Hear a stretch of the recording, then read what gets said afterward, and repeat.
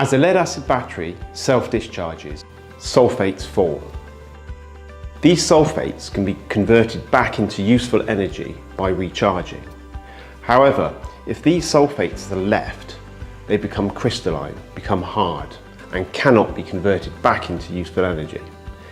This is exactly the same for a battery that is left to self-discharge over 3, 6, or 12 months. Sulfates form, become hard, become crystalline, and cannot be converted back into useful energy. This results in capacity loss of the battery and shorter runtimes.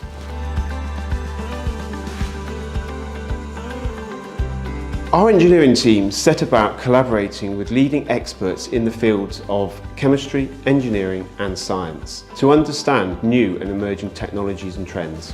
What emerged from an extended development period of more than 2 years and significant investment was a chemistry known as lithium iron phosphate, or LFP. LFP technology has many advantages compared to typical lead-acid batteries. They have lower self-discharge rates and can be kept partially discharged, significantly minimising irreversible capacity loss over its lifetime.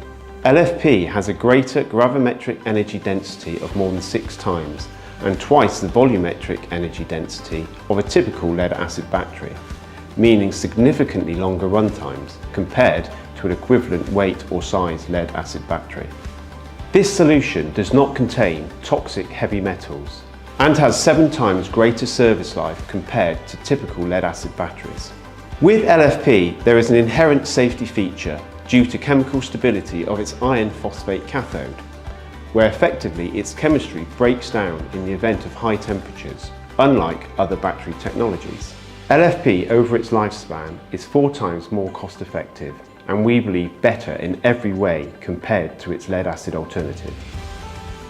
It's great to see the team's hard work coming to life over the last 2 years, developing this new technology in NX1K.